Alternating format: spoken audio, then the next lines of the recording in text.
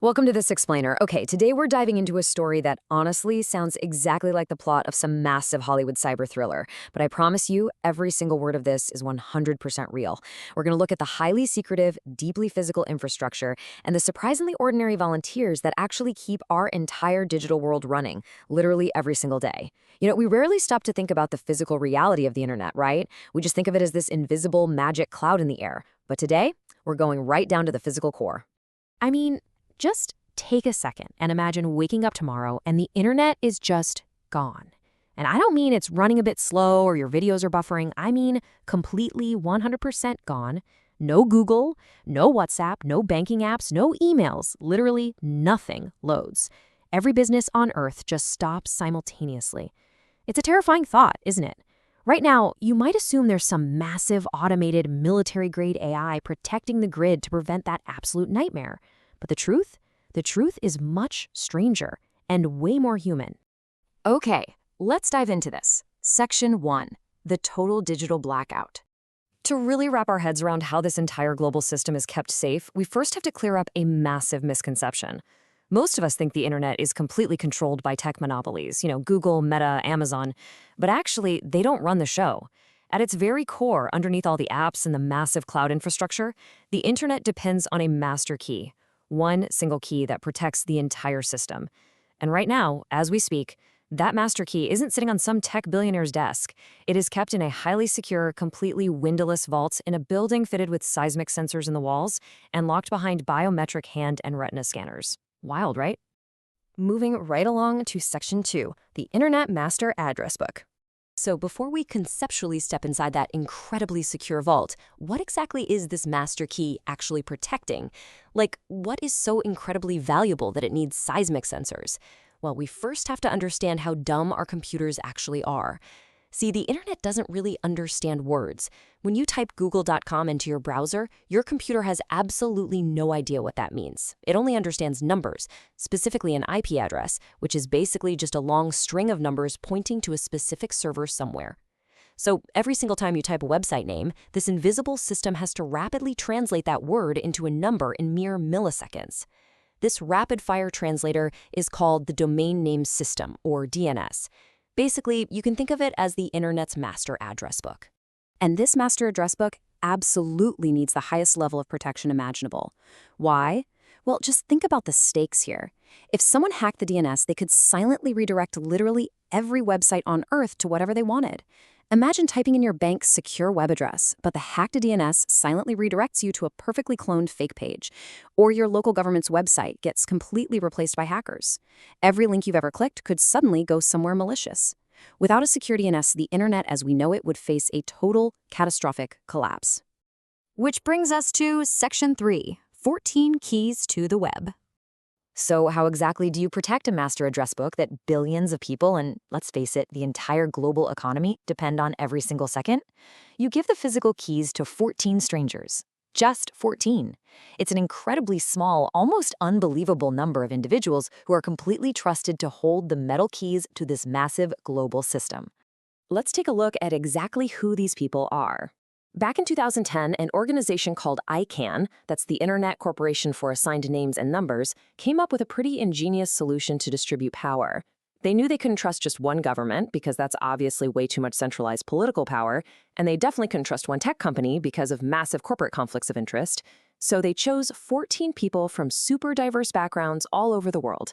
We're talking security specialists, engineers, cryptographers. There are exactly 7 primary key holders and 7 backups. This brilliant setup ensures there is absolutely no single point of political or corporate control over the web. Each of these 14 people holds a physical metal key that opens a safety deposit box containing a smart card. But here's the critical failsafe. No single person can do anything with their key all by themselves. If one key holder goes rogue, or, just accidentally loses their key at the airport, absolutely nothing happens. To actually activate the internet's master key, which sits inside what's called a hardware security module, or HSM, exactly 3 key holders must physically combine their keys in the exact same room at the exact same time. And this brilliantly illustrates one of the wildest ironies of our modern world. What about those backup key holders? Once a year, every single backup key holder has to prove their physical key hasn't been compromised. And how do they do it? They take a photo of themselves holding their physical key right next to that day's daily newspaper, and they send it over to ICANN. I mean, just think about that for a second. In the age of advanced AI and quantum computing, we're securing the foundational layer of the internet with a requirement that looks exactly like a retro hostage video. You literally can't make this stuff up.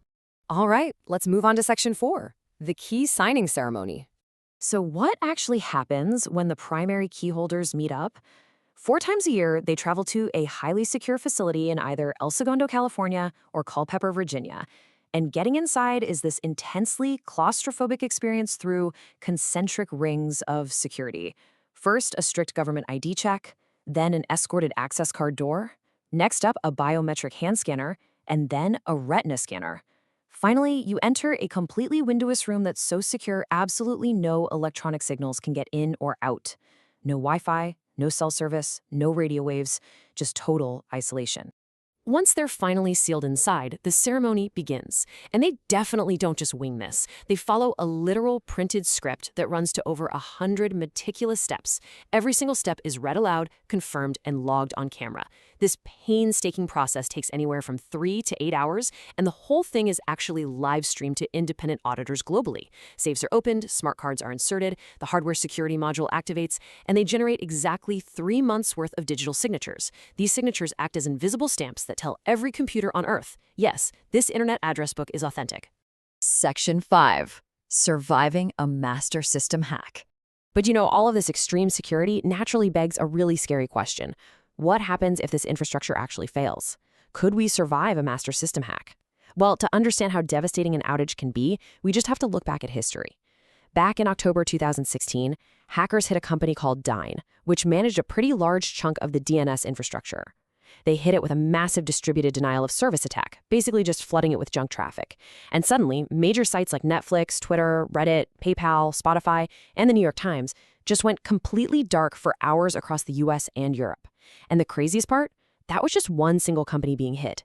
That wasn't even the master root key itself. So what if the master system itself was compromised? The people running these ceremonies have a disaster recovery plan for that exact, terrifying worst-case scenario. If the master root key was totally compromised, it would require exactly 5 of the 7 backup key holders to scramble. They would have to physically travel from around the world, convene in one specific location, bring their key fragments together, and rebuild the entire internet address book totally from scratch. And during that time, the digital world would go completely very dark. And that leads us into Section 6, Volunteers Guarding Our Future. Which brings us to the final, and honestly, I think the most remarkable part of this entire system, the real emotional truth behind all this security. The security of the global internet literally rests on the shoulders of volunteers, ordinary people quietly carrying a massive burden. People like Alan Athea, a network engineer from Africa. He served as a trusted key holder from the very first ceremony back in 2010, all the way until 2022. For 12 whole years, he flew out to California or Virginia every few months, carrying a physical key in his bag just to sit in a windowless room for up to 8 hours. Why did he do it? Unpaid, quietly giving up his time, simply because someone had to. And honestly, most of us use the internet every single day without ever realizing people like him are out there doing this. So, the crucial point of this, underneath all the invisible code, underneath all the apps and the platforms and the algorithms, there's still a physical layer. Real cables, real rooms, real keys, real people. Next time your phone loads perfectly, just take a second to remember the fragile, physical, human reality that we totally take for granted. The reality that makes it all possible. Which leaves us with this final, provocative thought to wrap up today's explainer.